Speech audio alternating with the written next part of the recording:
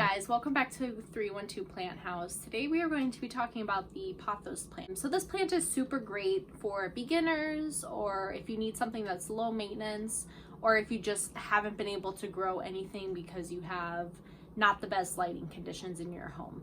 So today we are talking about two different varieties of Pothos.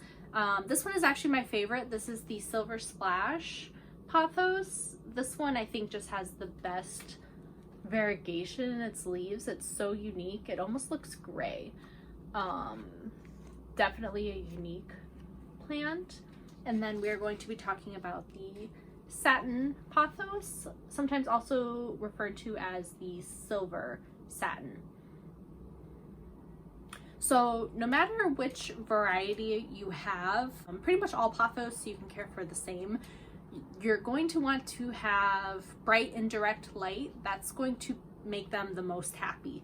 But they can also tolerate low light conditions really well. The only thing you want to look out for is very low light conditions. They can tend to lose their patterning in their leaves. This can become less noticeable. So for direct light, you can see there's some burning that has happened on these leaves. That's caused by direct sunlight that's just too hot for the plant to handle. But for the most part, any light condition will do really well for these plants as long as it's not total darkness or full-on sun. So when it comes to watering, you want to let them dry out a little bit between waterings. You don't want to have them super moist all the time, but you do want to keep them moderately wet. What I like to do with all my plants is just stick my finger down into the soil about an inch to like my first knuckle or so and just feel it. If it feels wet, the plant doesn't need to be watered. If it's dry, go ahead and give it a thorough watering.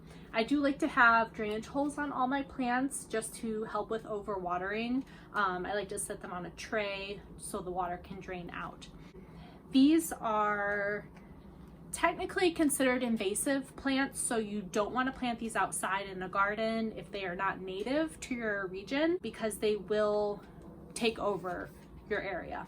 But they make really great house plants. They do vine, but they don't cling to trellises the way an ivy would. They don't get those really deep roots that let them attach to things. But you can definitely wrap them around a trellis to give the appearance of climbing. Or you can just like hang them in a basket and let these cascade. Their vines can get up to 30 feet, sometimes more depending on how happy they are with your conditions, but they're really great trailing plants. They do tend to like slightly humid conditions, so they do really well in bathrooms if you have a humid bathroom or kitchen. If not, you can get away with like a humidifier or just group them closer to other plants just to give them that little boost of humidity.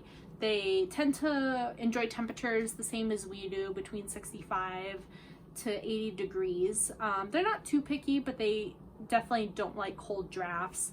They don't do well in outside winter conditions if you get a full-on winter, so you just want to be careful about that. If it's something that you do keep maybe hanging outside on your porch, you definitely want to bring them in if it's going to be below 50 degrees. You also want to be careful if you have pets. These are considered to be toxic. They produce a poisonous sap in their leaves and in their vines that can cause severe vomiting, irritation, redness to the eyes. So you do want to keep them out of reach of your animals if they're an animal that likes to eat plants. Also, if you have small children, just be aware that they can be toxic. So keep them higher up. These are, like I said, super easy to care for. You don't really need to worry about fertilizing them as you do most houseplants.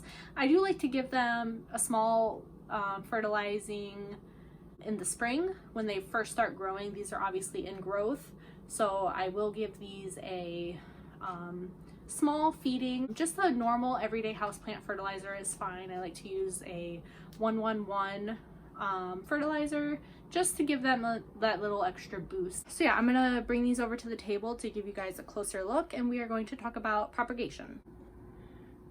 All right guys, so this is a more close-up view of these plants, so you can see the the different variegation. The Silver Splash, obviously a lot more silver coloring, lighter color leaves, and then the Satin has that really great deep green coloring. These are younger leaves, so they haven't quite gotten their variegation yet.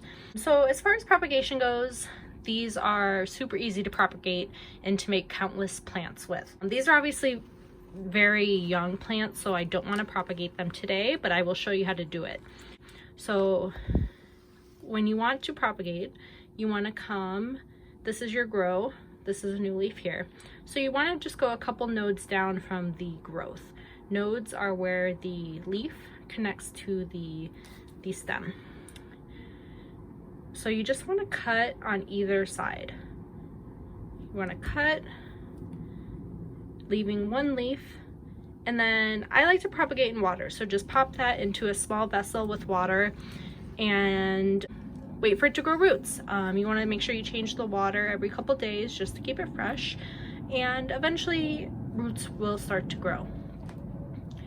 Now you can propagate in soil if you choose. I tend to not have the best luck with soil propagation, so I'm not the best one to speak on that. But if you wanted to do soil propagation, same thing, cut it, stick it in a very small container of soil, and just make sure you keep that moist. Don't let it dry out. These plants I did receive in the mail, so I did want to touch base on how I care for plants that I don't buy in person. These I received from the Plant Chica on Etsy, and I was super happy with the delivery process. They did not take very long to get here, maybe 4 or 5 days, which can be a bit stressful on the plant. They don't like to be uprooted from their home. They've been in a dark box, they've been jostled around. That does not make them happy. So when I receive a plant, I like to make sure that they aren't stressed any further. So what I do is I give them a small drink. You don't want to over water them, especially when you first receive them. And then I just want to put them somewhere where they'll be happy with the light, and just leave them for a couple weeks. Water them as they need to be watered, but don't do a whole bunch to them. These are obviously in their nursery pots still, which they are probably okay to sit in here for a while, but I will repot these at some point, but not right away. You want to wait at least 1 to 2 weeks before you do any repotting, just so you don't stress the plant further. When it comes to repotting, I like pots with drainage holes just to help with overwatering. And for Pothos, they're not really too picky about their soil. As long as you have a well-draining potting mix, they should be happy. You don't really have to get anything fancy. Alright guys, that was my quick 101 care guide on the Pothos plant. These are still very young, so they don't quite do the plant justice. I will definitely revisit these as they start to grow and get a bit more mature. If there's anything I didn't talk about today that you had any questions about, go ahead and leave me a comment below and I will do my best to answer it. I am just getting started, so I would love for you guys to like and subscribe to the channel. I have a whole bunch of plants that I'll be doing videos on. If you have anything that you want to see, go ahead and let me know. And yeah, I really appreciate you guys joining me today, and I will see you soon.